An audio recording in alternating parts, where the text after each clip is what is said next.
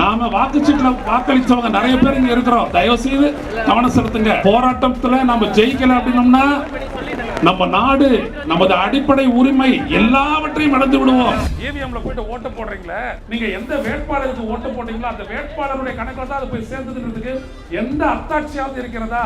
கடந்த மக்களவை தேர்தலில் பதிவான வாக்குகளுக்கும் எண்ணப்பட்ட வாக்குகளுக்கும் இடையே 373 தொகுதிகளில் வேறுபாடு. ஒரு வாக்கு முதல் 1,01,000 வாக்கு வரை ஒவ்வொரு மக்களவை தொகுதிகளிலும் வேறுபாடு. வழக்கு போட்ட 5 வருஷம் ஆயும் அது விசாரணைக்கு வரணும்னா யாரு கட்டுப்படுத்துறது? ரெஜிஸ்ட்ரி கட்டுப்படுத்துது. எதையுமே மக்களுக்கு செய்யாம பெட்ரோல், டீசல், சமையல் எரிவாயு எல்லா விலையும் ஏத்திட்டு அதுக்கப்புறமா நான் 3வது முறையா ஜெயிப்பேன் அப்படின்னா என்ன அர்த்தம்? எனவேதான் மக்களே, இந்த போராட்டம் மிக முக்கியத்துவம் வாய்ந்தது. வரலாற்று சிறப்புமிக்க போராட்டம்.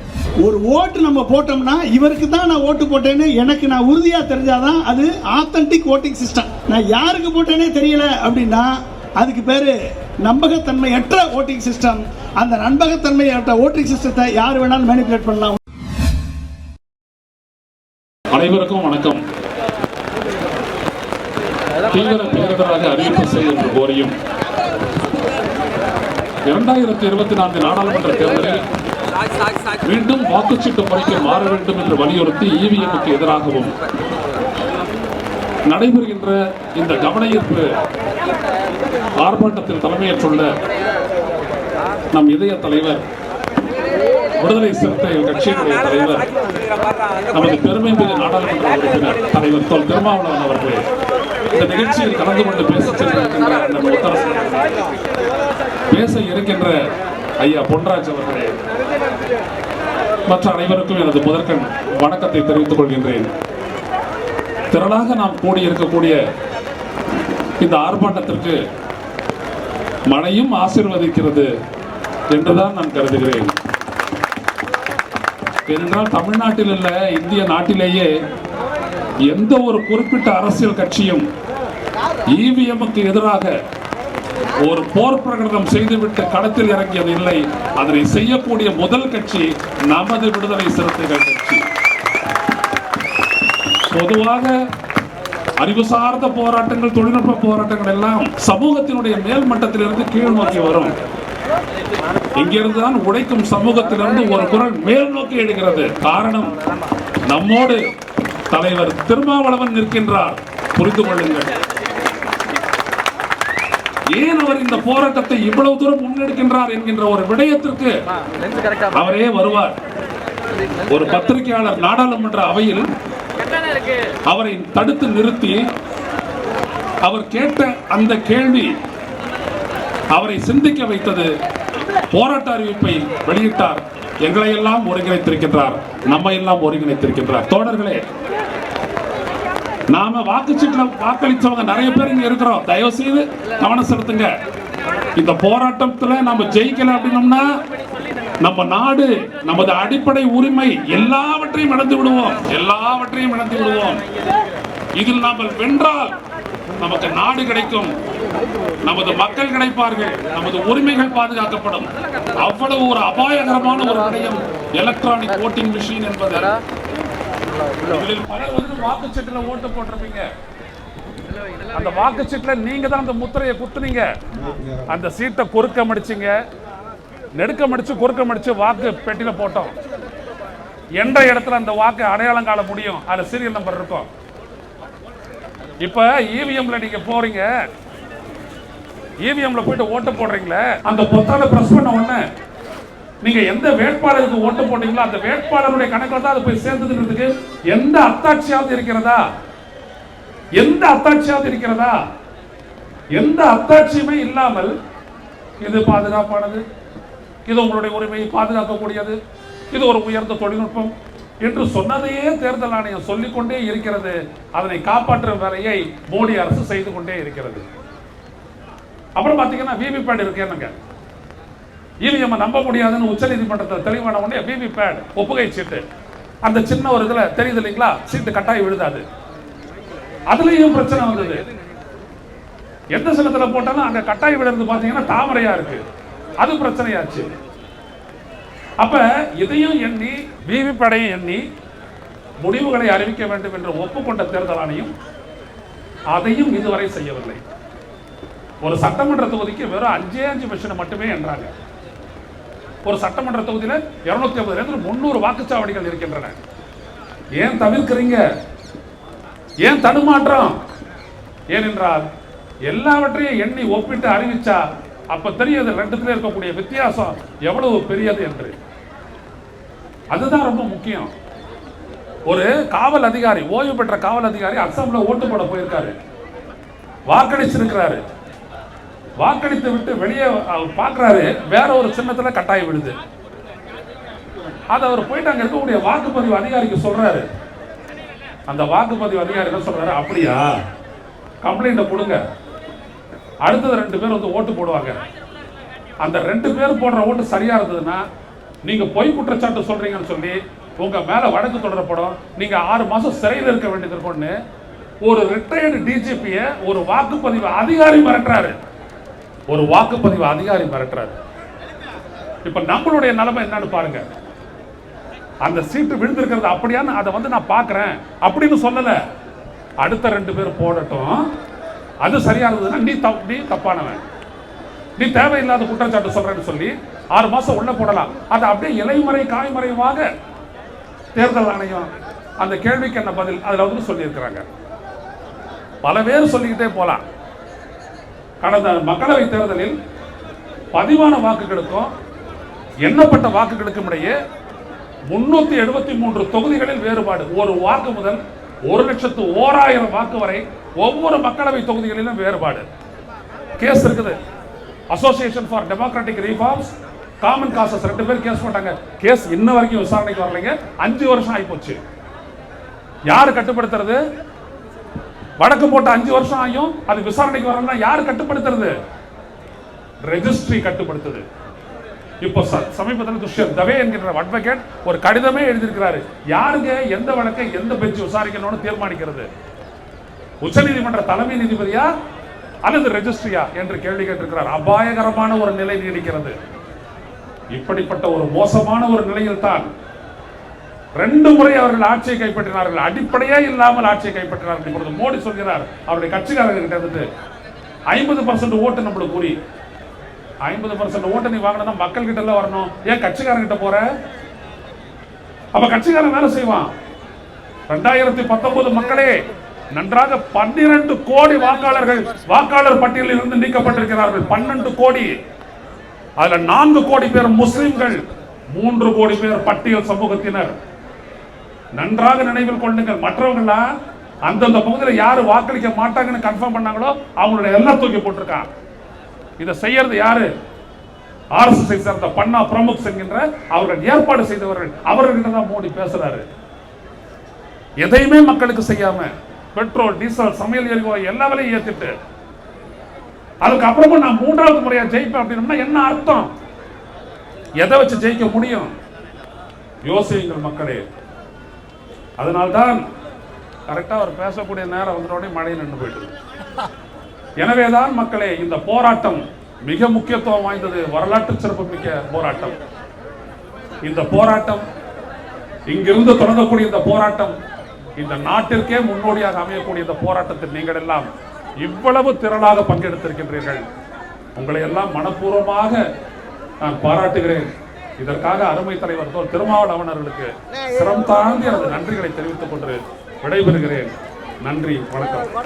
தமிழ்நாட்டில் புயல், மழை, வெள்ளம் மற்றும் இவிஎம் மிஷினை எதிர்த்து இந்திய அரசை வலியுறுத்தி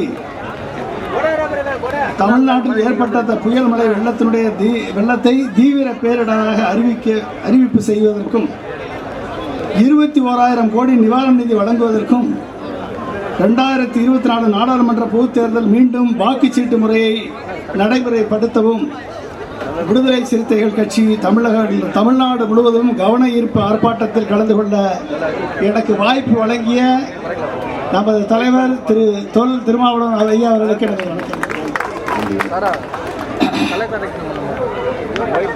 அதாவது இந்த நிகழ்ச்சிக்கு வரவேற்பை அளித்து அமர்ந்திருக்கக்கூடிய திரு பாலசிங்கம் அவர்களுக்கும், சிறப்புரையாற்றி சென்றிருக்கக்கூடிய திரு தோழர் திரு ரா முத்தரசன் ஐயா அவர்களுக்கும், வாழ்த்துறை வழங்க இருக்கக்கூடிய திரு மாநில காங்கிரசினுடைய துணைத் தலைவர் திரு ஆர் கோவண்ணா அவர்களுக்கும், உங்களிடம் உரையாற்றி சென்றிருக்கக்கூடிய மூத்த பத்திரிகையாளர் திரு கோ ஐயநாதன் அவர்களுக்கும், துணை பொதுச் செயலாளர் எஸ்.எல். பாலாஜி அவர்களுக்கும், ஊடக பிரிவு செயலாளர் பனையூர் மு. பாபு அவர்களுக்கும் மற்றும் அனைத்து நண்பர்களுக்கும், விடுதலை சிறுத்தைகள் கட்சியிலிருந்து தமிழகம் முழுவதிலிருந்து வந்திருக்கக்கூடிய அனைத்து நண்பர்களுக்கும் எனது மனமார்ந்த வாழ்த்துக்களை தெரிந்து கொள்கிறேன். நார்மலாக தமிழகத்தில் இன்றைக்கு மக்கள் மத்தியிலே ஒரு அரசியல் விழிப்புணர்வை செய்யக்கூடிய ஒரே தலைவர் என்று சொன்னால் அது தொல் திருமாவளவன் அவர்கள் தான். ஒரு அறிவார்ந்த அரசியல் விழிப்புணர்வை தமிழகம் முழுக்க சென்று பட்டு தொட்டி என்றும் சென்று அந்த விழிப்புணர்வை செய்யக்கூடிய ஒரே தலைவர் அவர் தான், வேற யாரும் இல்லை. நான் பார்த்தேன். அது மட்டுமல்லாமல் சென்னையிலிருந்து நீங்கள் கன்னியாகுமரி வரைக்கும் போனீங்கன்னா ரோடாக இருக்கட்டும், பாலமாக இருக்கட்டும், செவராக இருக்கட்டும், எங்கே இருக்கட்டும், அங்கே அவரது விழிப்புணர்வு பிரச்சாரம் இருக்கு. அதுதான் அங்கே மக்களை ஜனநாயகப்படுத்தக்கூடிய முறை. அதை செய்துதான் இன்றைக்கு அவர் உண்மையிலேயே ஒரு மிகச்சிறந்த ஒரு தலைவராக உருவெடுத்திருக்கிறார். அதற்கு உண்மையிலேயே தமிழ்நாடு கொடுத்து வைத்திருக்க வேண்டும், இல்லைன்னா அது கிடையாது. அந்த அளவிற்கு ஒரு அறிவார்ந்த தலைவராக, ஒரு பக்குவம் கொண்ட தலைவராக, ஒரு பண்பான தலைவராக இன்றைக்கு தமிழக அரசியலிலே ஒரு மாற்றத்தை ஏற்படுத்தக்கூடிய மிகப்பெரிய ஒரு சக்தியாக திரு திருமாவளவன் அவர்கள் இன்றைக்கு இந்த கோரிக்கையை முன்னெடுத்திருப்பது உலகிலே இது ஒரு வரலாறு படைக்கக்கூடிய தமிழக நிகழ்வாக இது அமையும். ஏனென்று சொன்னால் பாராளுமன்றத்திலிருந்து தமிழ்நாட்டு மட்டுமல்ல, அவர் நான் பார்த்துருக்கேன், நைட்டு 3 மணி வரைக்கும் தூக்கம் கிடையாது. காலையில் 7 மணிக்கு 6 மணிக்கு எந்திரிச்சா அவருக்கு எக்ஸசைஸ் பண்ணுற கூட நேரம் இல்லை. அந்த அளவிற்கு மக்களோடு மக்களாக அண்ணா சொன்னார், நீ அரசியலில் ஜெயிக்க வேண்டும் என்று சொன்னால் மக்களோடு இரு, மக்களோடு பேசு, மக்களோடு பழகு, மக்களோடு வாழ் என்று சொன்னார். அதை உண்மையாக செய்து கொண்டிருக்கக்கூடிய ஒரே தலைவர். தன் உடல் நலத்தையும் பாராது, தன் வாழ்வை தியாகம் செய்து உடல் நலத்தையும் பாராது உழைக்கக்கூடிய தலைவராக அவர் பரிணமித்திருக்கிறார். அவரது மேடையிலே முதல் மேடையில் நான் பேசக்கூடிய வாய்ப்பு எனக்கு கிடைச்சிருக்கிறது. அவரோடு எனக்கு ரொம்ப நல்ல பழக்கம், ரொம்ப நாள் பழக்கம். ஆனால் இன்னைக்கு தான் அரசியல் மேடையில் நான் பேச வந்திருக்கேன். ஏன்னா இதனுடைய சப்ஜெக்ட் அப்படி. இந்த நானும் ஐயநாதன் சாரும் அடிக்கடி டிவி விவாதத்தில் பேசிகிட்டே இருப்போம். அந்த இவிஎம் மிஷினை நம்பாதீங்க, அது வந்து ஒரு நல்லதுக்கு நல்லதாக இருக்கும். அதை என்ன வேணாலும் செய்யலாம், எப்படி வேணாலும் மாற்றலாம், வாய்ப்பு இருக்குது. நான் சயின்டிஃபிக்காக சொல்கிறேன், டெக்னிக்கலாகவும் சொல்கிறேன். அப்துல் கலாமுக்கு தொழில்நுட்ப ஆலோசகராக இருந்த காரணத்தினால் சொல்கிறேன், கண்டிப்பாக EVM machine can be manipulated, அதை மாற்ற முடியும். இதை வந்து அவர் நானும் சொன்னோம். ஆனால் இன்னைக்கு மக்கள் மத்தியிலே ஜனநாயகப்படுத்திய முதல் கட்சி விடுதலை சிறுத்தைகள் கட்சி. இப்பதான் வந்து சாம்புட்டோட பேச ஆரம்பிச்சிருக்கோம், இப்பதான் பேசுறாங்க. காங்கிரஸே இப்பதான் பேசுறாங்க. அப்ப இனிமேலும் இந்த இந்தியா ஒரு சர்வாதிகார வல்லரசாக மாறவிடக் கூடாது. ஒரு சர்வாதிகாரம் தலைவிரித்து ஒரு ஹிட்லர் மாதிரியான ஒரு சூழல் வரக்கூடாது என்றால் இந்த இவிஎம் கண்டிப்பாக ஒழிக்கப்பட வேண்டும்.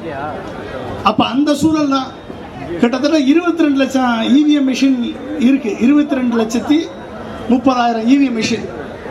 மொத்த வாக்குச்சாவடி இந்தியா முழுக்க 10 லட்சம் தான் இருக்குது. 22 லட்சம் வாக்குச்சாவடி இருக்கு.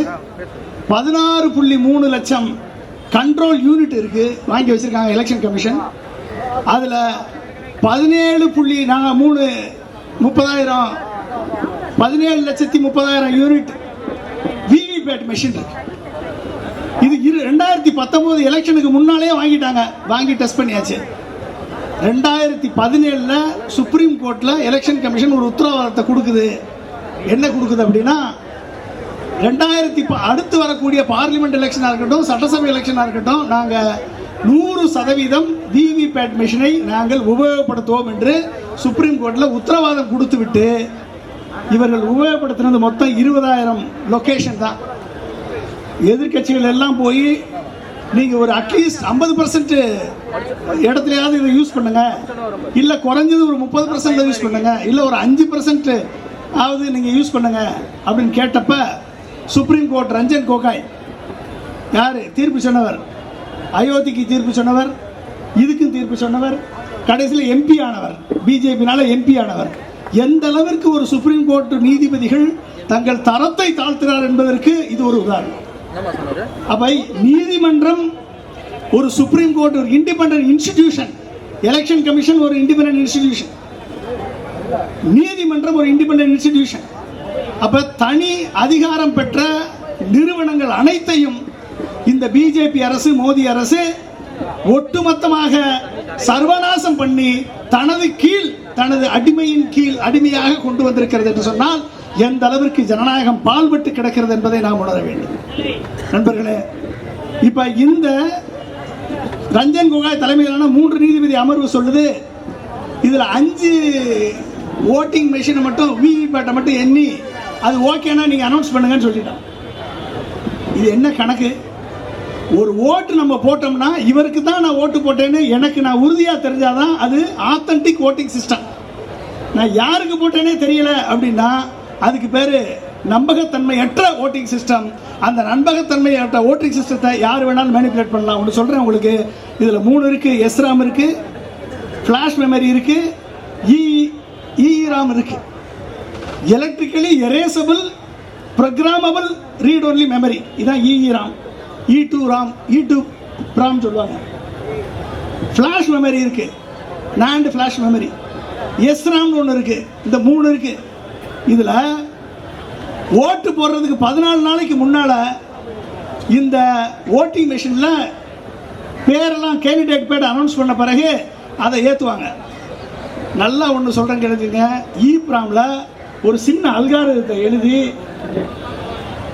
வேற ஒன்று வேணாம், இந்த கேண்டிடேட்டுக்கு 40% ஓட்டு போட்டுரு, இந்த எவ்வளவு ஓட்டு விழுகுதோ அந்த ஓட்டுல, இதுல 40% ஓட்டு, இதுல 35% ஓட்டு, மிச்சத்துக்கு எது விழுகுதோ அதை போட்டுக்கோ அப்படின்னு முடிஞ்சு போச்சு. 2 அப்போசிஷன், 2 கட்சி தான். இந்த பெர்சன்டேஜை ஃபிக்ஸ் பண்ணியாச்சு. 51% யாருக்கு போடுறீங்களோ அவங்க ஆட்டோமேட்டிக்காக ஜெயிச்சிருவாங்க. இதை எப்போ மாற்றலாம் அப்படின்னா, இந்த ப்ராம்ப்டை எப்போ எழுதலாம் அப்படின்னா, ஒன்று மேனுஃபேக்சர் பண்ணும்போது எழுதலாம், இல்லைன்னா ரிப்பேர் பண்ணும்போது எழுதலாம். என்னைக்காவது நம்ம வாங்கின பொருள் 17,50,000 30,000 விவிபேட்டில் 6 லட்சம் விவிபேட் ரிப்பேர்னு எலெக்ஷன் கமிஷன் சொல்லிச்சுன்னா எப்படிங்க நம்புறது? ஏன்னா அந்த 6 லட்சம் மிஷினை கொண்டு போய் யாரை ஜெயிக்க வைக்கணும், எந்த தொகுதியில் அதை பயன்படுத்தணும் என்று சொல்லி அதில் ப்ரோக்ராம் பண்ணியாச்சுன்னா எப்படி எலெக்ஷன் ஓட்டு போடுற வரைக்கும், இல்லை ஓட்டு முடிகிற வரைக்கும் டேட்டை டைம் செட் பண்ணி 5 மணி வரைக்கும் செட் பண்ணி, இத்தனாம் தேதி வாக்குப்பதிவு 5 மணி வரைக்கும் நீ என்ன செக் பண்ணாலும் சரி, என்ன டெஸ்ட் பண்ணாலும் சரி, போடுற ஓட்டு கரெக்டாக கவுண்ட் ஆகும், என்ன யாருக்கு போட்டோமோ அது தெரியும். 5 மணிக்கு மேலே இந்த ப்ரோக்ராம் ஆக்டிவேட் ஆகும். ஏன்னா கிளாக் செட் ஆகிருக்கு. ஆக்டிவேட் ஆச்சு அப்படின்னா யாருக்கு எத்தனை பெர்சன்டேஜ் போடுறோமோ அந்த பெர்சன்டேஜ் போயிடுறதுக்கு முழுமையான வாய்ப்பு இருக்கிறது. ஏனென்று சொன்னால் இது ஈஸியா மேனிபுலேட் பண்ணக்கூடிய மெஷின். எனவே இவிஎம் இருந்தால் பிஜேபி ஜெயிக்கும், இவிஎம் இல்லாமல் மேனுவல் ஓட்டிங் முறை வரணும். ஊடகம், கார்ப்பரேட், அரசியல்வாதிகளின் கைப்பாவையாக, அடிமைகளாக இருந்தது போதும். இனி சாட்டை எடுத்து சுழற்றும் நேரம் வந்துவிட்டது. ஊடகம் பொதுமக்களாகிய உங்களுக்காக, உங்களாலேயே இயக்கப்பட வேண்டும். ஊடக சுதந்திரத்திற்காக உங்களின் பங்களிப்பை இன்றே அளித்திடுங்கள்.